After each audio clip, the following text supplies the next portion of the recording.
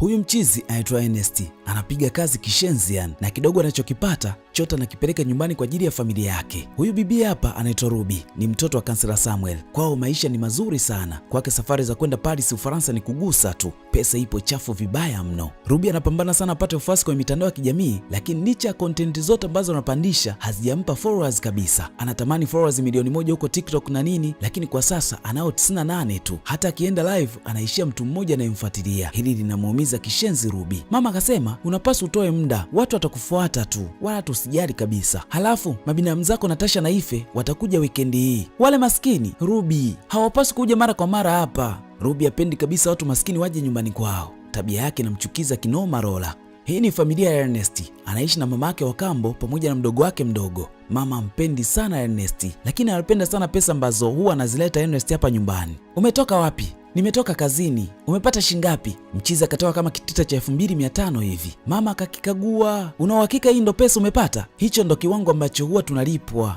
Umenidanganya. Bosi wako amesema anawalipa 3500 kila siku. Hapana, ni 2500. Kwa nini kudanganye sasa? Mama akajua amedanganywa hapa. Akamrudishia zile pesa hadi pale ambapo ataikamilisha hiyo pesa ndo atarudi hapa nyumbani. La sivyo atalala huko huko nje. Mama, sio vizuri. Mara zote amekuwa akitusaidia huyu. Hebu peleka vitu ndani huko. Unajifanya mjuaji kwenye amna. Sasa kwenye eneo ambalo kansela Samuel anasimamia kuna ujenzi unatarajiwa kuanza. Kwa hiyo kuna watu na makampuni mengi sana ambayo yameomba hiyo tenda. Ikiwemo huyu mzee hapa anaitwa Mzee Onoche. Leo amekuja yeye nyumbani kwa kansela ili kujaribu kumshawishi kama vipi apate hiyo nafasi ya kusimamia huo mradi. Msimamo wa kansela ni kuwa mwenye sifa ndo atashinda hiyo tenda. Sasa huyu mzee amekuja na mwanae anaitwa Rook. Mara Ruby akaingia. Ni mwanao huyo? Ndiyo, anaitwa Ruby. Mzee Onoche akamtaka mwanae achangamke kidogo. Mwana akapunga mkono tu hapa, kisha akaendelea na game. Ruby wala kushoboka kabisa na salamu ya mchizi. Hao ni vijana wanajiita Gen Z. Kansela akamtaka Ruby akamtembeze Luki kidogo huko nje. Ruby ni mtu mwenye dharau sana, ni mjivuni kishenzi yani. Umezaliwa hapa? Hapana, nimezaliwa London na huwa anaenda mara kwa mara huko.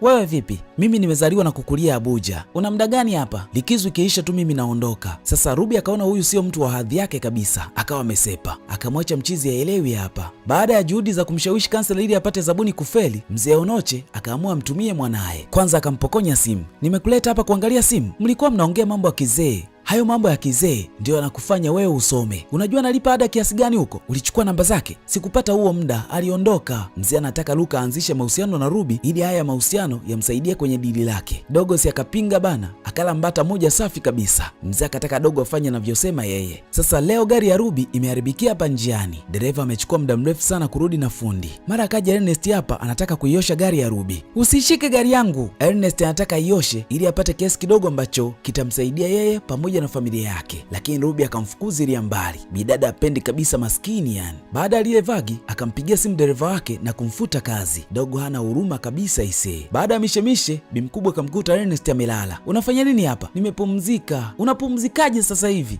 wakati hujafua nguo zangu huko? Ernest akasema amechoka sana sasa hivi, kwa hiyo kama ni nguo atazifua kesho asubuhi. Mama anakubali sasa. Ernest, nimechoka, nitakuwa sawa tu bila wewe. Kinachokuweka hapa, marehemu mume wangu ni baba yako tu, la sivyo ningekuwa nishakufukuza. Haujui hata nafasi yako kwenye hii nyumba, si ungekuwa nje huko unahangaika? Ernest akasema anapambana sana na anatoka asubuhi anarudi jioni, hata pesa anayolipwa yote anaileta hapa, yeye abaki na kitu chochote yani. Mama akamtaka mchizi akafue nguo muda huu. Da, mwana anapitia changamoto kishenzi. Sasa Ifi na Natasha ndo wanaingia mjengoni mda huu, wana upendo kishenzi hawa, lakini Ruby anaona kama usumbufu hivi, akawa ameondoka. Kila mmoja akabaki haelewi hapa, hii tabia gani hii? Sasa usiku wa leo kuna gari inaonekana kupita mitaa hii, mara ikasimamishwa na wezi, wakataka kuipora hii gari. Bahati nzuri tu Ernest alikuwa karibu na tukio hilo, kwa hiyo akawahi kutoa msaada. Mchizi alipambana kinoma na wale wezi, mwisho na yeye akawa amejeruhiwa, lakini wale wezi wakakimbia. Sasa ikabidi yule mama ambebe Ernest ampeleke hospitali kwa ajili ya matibabu, maana alijeruhiwa vibaya mno. Basi bana, huku mzee akapata ripoti kuwa mke wake alivamiwa na nini, alipaniki kinoma yani. Akasema atawatafuta wote ambao wamehusika na hili, kisha akaenda kituo cha polisi kuripoti hili swala. Upande wa Ruby hataki kabisa mazoea na binamu zake, kila wakitaka kukaa naye karibu yeye anawakwepa, yani hataki kabisa kuishi karibu na maskini. Sasa Tasha na Ife hawaipendi kabisa hii tabia ya Ruby, lakini wanapaswa wavumilie tu kwa sababu mzee wake Ruby ndo anawalipia ada. Watafanya nini sasa hapa? hapa, itabidi wawe wapole tu. Hii tabia ya Ruby imebadilika baada ya mzee wake kuwa kansela. Mwanzoni hakuwa hivi kabisa. Ify akasema wanapaswa waishi naye tu vile ambavyo yeye anataka, japo tabia yake hawaipendi. Mama huko ana hasira kinoma yani, tangu Ernest atoke jana hajarudi nyumbani hadi muda huu. Mama akasema akirudi tu hapa anamfukuza nyumbani, aenda akaishi kula ambako yeye anaona ni sawa. Mara akaona watu wanaingia, bado kisukari chake kiko juu. Lola akasema umelea kijana mwema sana, unapaswa kujivunia hilo. Ernest mwanangu,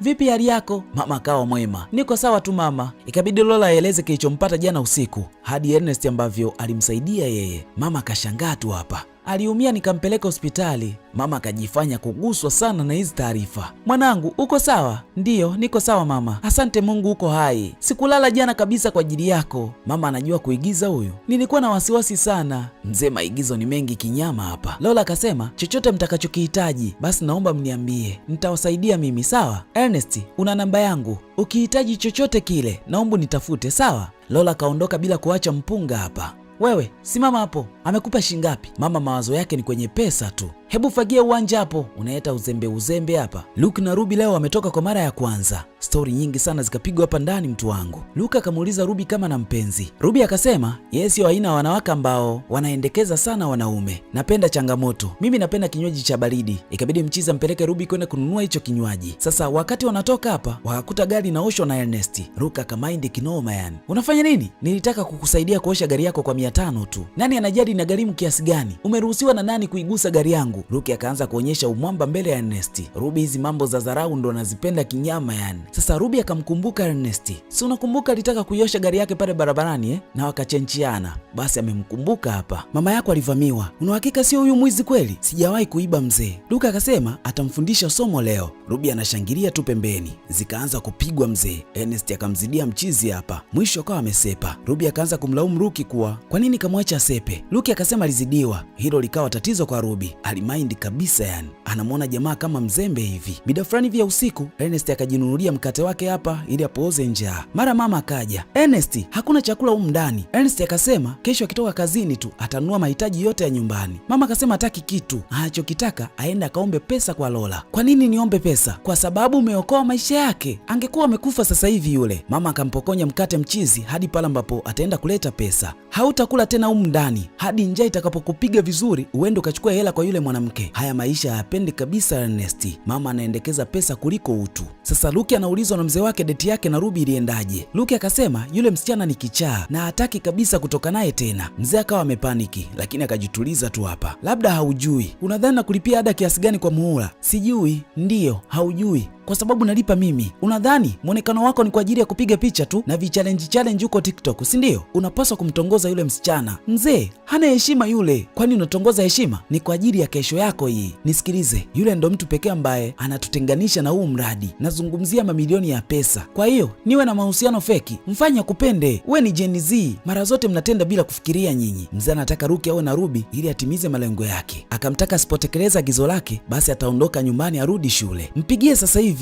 na umwambie maneno mazuri, sawa? We ni Gen Z bana. Luke hakuwa na namna tena, ikabidi ampigie tu Ruby. Yaani tunaongelea mabilioni ya pesa, wewe unazungumzia hisia. Mna shida gani nyie Gen Z? Mnazungumzia hisia kwenye pesa? Wajinga ni nyinyi. Kansela wakati anakula akawa anamsifia sana Ify kwa kufanya vizuri kwenye mitihani yake. Vipi we Natasha, ulipata ngapi? Nilipata GPA ya 3.8. Mzee akaendelea kugawa maua pale. Natasha akamshukuru sana mzee kwa kuwapa msaada kwenye masomo yao. Mzee akasema ataendelea kuwasaidia. Hili likamuumiza kinoma Ruby. Akaondoka kabisa mezani. Kilichomtoa Ruby mezani ni zile sifa ambazo Ify na Natasha wamepewa. Akahisi yeye amenyanyapaliwa hivi, maana hajafanya vizuri shuleni kama wao. Mama akasema unajiumiza bure tu, wewe sio wao, wewe ni wewe, usijilinganishe. Mimi najihisi sitoshi kwa sababu najilinganisha nao. Mimi na baba yako tunakuamini sana yani. Mwisho Ruby akataka Ify na Natasha waondoke humu ndani.